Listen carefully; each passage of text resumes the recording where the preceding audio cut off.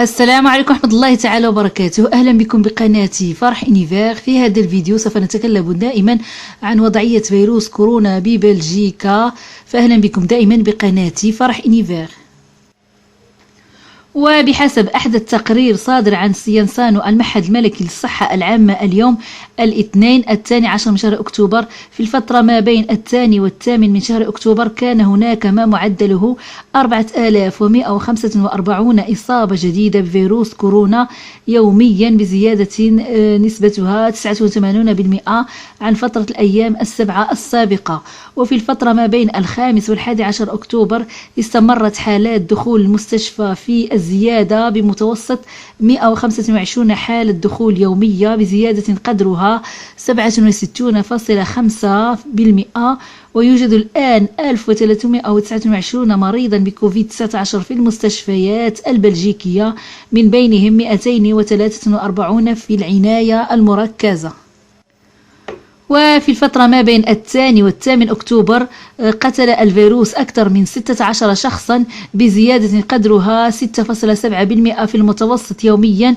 ومنذ بداية الوباء في بلجيكا ثبتت إصابة 162,258 شخصا بكوفيد-19، وتوفي منذ بداية الوباء لغاية الآن 10,191 شخصا بسببه. ووصل معدل إيجابية الاختبار، أي نسبة الأشخاص الذين ثبتت إصابتهم من بين الأشخاص الذين تم اختيارهم، إلى 10.4% على الصعيد الوطني.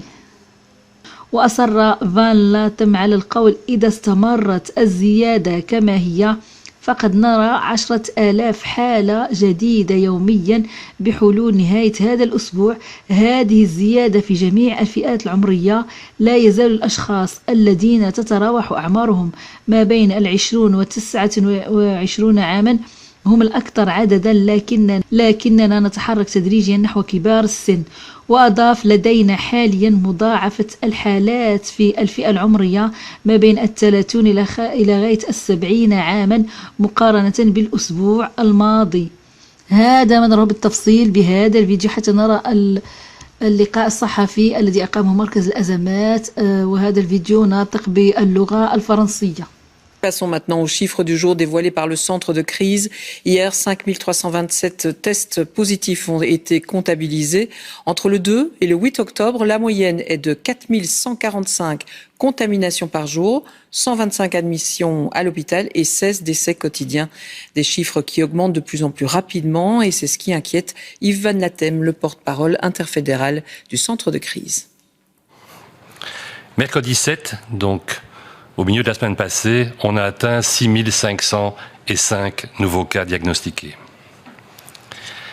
Si l'augmentation se poursuit telle qu'elle, nous pourrions enregistrer à la fin de cette semaine 10 000 nouveaux cas par jour. Cette augmentation, on l'a dit au départ, se retrouve dans tous les groupes d'âge. Ce sont toujours les 20-29 ans qui sont les plus nombreux, mais on a progressivement un déplacement vers des gens plus âgés.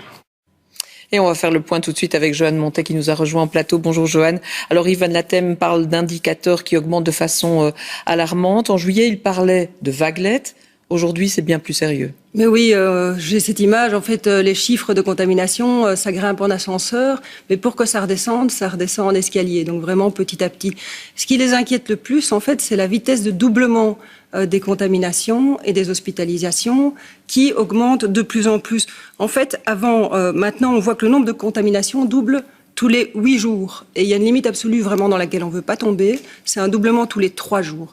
Pour les hospitalisations, ça double tous les 10 jours. Et donc, ça va de plus en plus vite, cette croissance. Et notre cerveau a du mal à imaginer une courbe exponentielle qui grimpe comme ça. Alors, est-ce que les craintes sont réelles pour le système hospitalier? Il y a un risque de saturation? Alors, pas encore, mais ça va arriver si ça continue.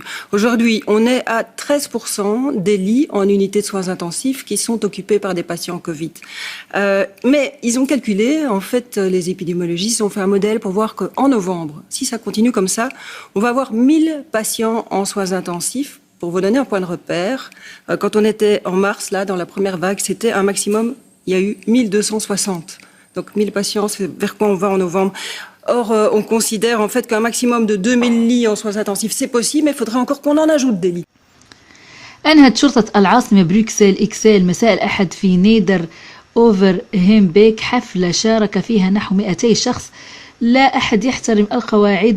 ليس هناك من يرتدي القناع، مسافة تباعد، تدابير السلامة الصحية لم تحترم كل هذه الإجراءات. وقالت إلسن فان ديكيري المتحدثة باسم شرطة العاصمة بروكسل: تم إبلاغنا يوم الأحد في حوالي الساعة 11:45 مساء باحتمال إقامة حفل.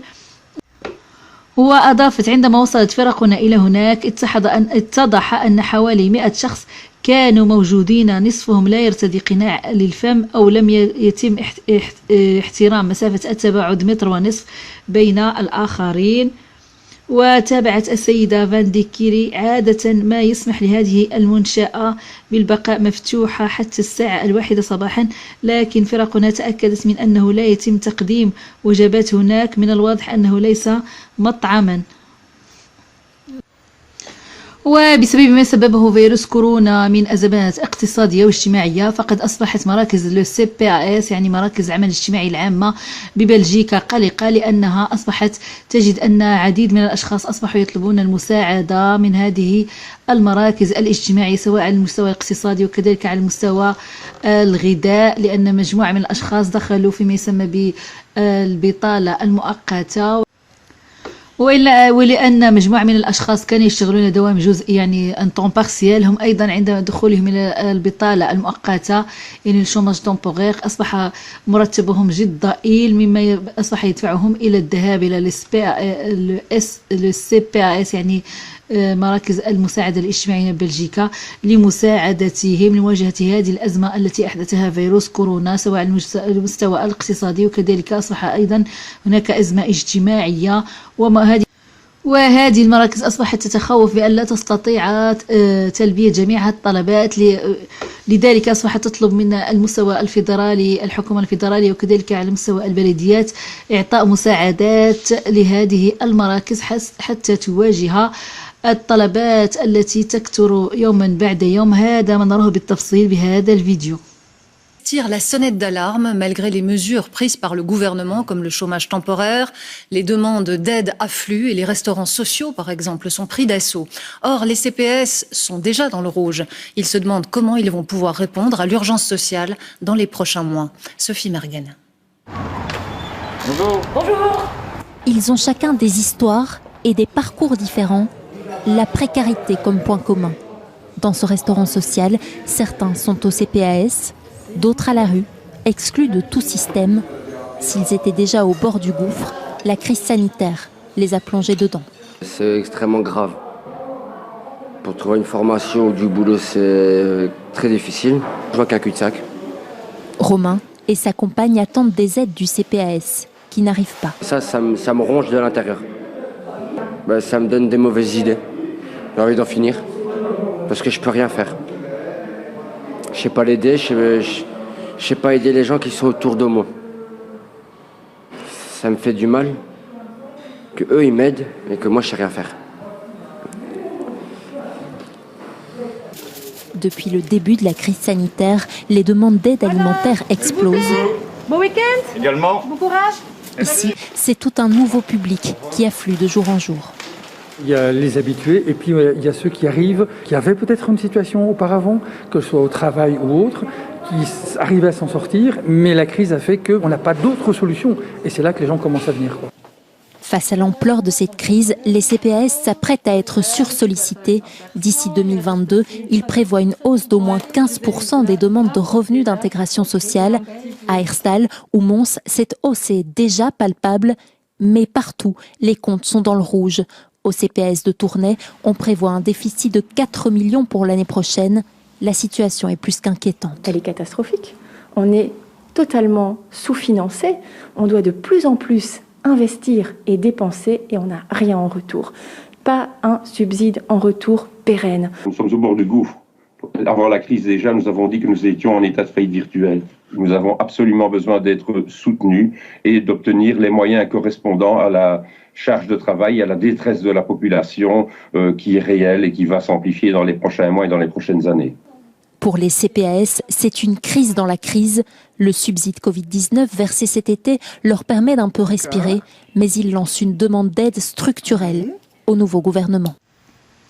وبسبب كثرة الإقبال على مراكز الاختبارات من أجل فيروس كورونا ارتأت مستشفى في منطقة لييج أنها لن تسمح إلا للأشخاص الذين تظهر عليهم أعراض كورونا بعمل اختبار لو PCR، بينما الأشخاص الذين لم يطوروا بعد أعراض فيروس كورونا ولكن يريدون عمل اختبار سوف تعطيهم ما يسمى اختبار لكورونا الذي يعتمد على ما يسمى باللعاب. هذا اختبار قد طورته جامعة لييج، وهو يعطى الأشخاص يعملونه في منازلهم ويأتون باللعاب الذي يعملونها في وعاء صغير، يأتون به إلى مركز الاختبار الذي يتأكد إذا كان قد أصيبوا بهذا الفيروس أم لا. ورغم أن هذا الاختبار الذي يتمركز على اللعاب ليس فعالا 100% كالاختبار الآخر، ولكن في هذه الفترة نظرا لاكتضاد العديد من الأشخاص لعمل هذا الاختبار فهم يفضلون إعطاء الأشخاص الذين لم تظهر عليهم أي أعراض أن يعملوا هذا الاختبار الذي يتمركز على اللعاب، وهذا ما نراه بالتفصيل بهذا الفيديو. Bonjour à tous. Le coronavirus de plus en plus menaçant en Belgique. Le nombre de cas détectés par jour ne cesse d'augmenter. Les centres de tests sont débordés. Et au CHU de Liège, de nouvelles mesures ont donc été prises. Seules les personnes qui ont des symptômes peuvent passer le test PCR par le nez. Les autres feront un test salivaire. De quoi soulager les équipes. Le reportage sur place de Natacha Mann. Bonjour. Je viens chercher un test pour ma fille, en fait. Venir chercher un test Covid comme on viendrait chercher son pain à la boulangerie. Depuis ce matin, c'est un peu l'idée dans les centres de dépistage du CHU de Liège. Désormais, celles et ceux qui ont une prescription médicale mais pas de symptômes recevront ici un test salivaire. C'est à faire correctement le matin, demain, au lever, à jeun, sans se brosser les dents. Bien saliver, se racler l'arrière-gorge et nez et recracher dans le petit entonnoir la salive. Ces kits salivaires utilisés par l'Université de Liège pour tester ses étudiants ne sont pas des autotests. Il faut revenir les déposer pour qu'ils soient analysés. Ils sont aussi légèrement moins fiables que les tests PCR classiques. Mais pour le CHU, il fallait trouver une solution. L'objectif était vraiment de réduire le délai de résultat pour les patients symptomatiques et donc de fournir ce kit qui va partir sur la plateforme universitaire pour tous les patients asymptomatiques, contacts ou retour zone rouge. On atteignait parfois 4 jours de délai parce qu'on avait trop de tests et donc si vous avez le double d'échantillons par rapport au nombre de tests, vous prenez du retard au fur et à mesure et ça s'accumule. Et puis il y avait souvent des files incroyables devant les centres de testing. Ce matin, aucune attente ou presque. Quand j'ai eu l'info que je devais faire tester ma fille, c'est vrai qu'avec tout ce qu'on a entendu la semaine dernière, je me suis demandé un peu si ça allait être possible parce que ça avait l'air... donc ça a l'air... oui, ça simplifie quand même les choses. Mais le problème de ces tests, c'est qu'aujourd'hui, c'est le CHU qui doit les financer de sa poche.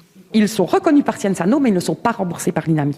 Donc ça, c'est un coup de poker que le CHU joue, c'est que nous prenons en charge tous ces tests et nous les payons nous-mêmes. Le kit coûte à peu près 4 € et le test une dizaine d'euros. Donc nous sommes à peu près à 14-15 €.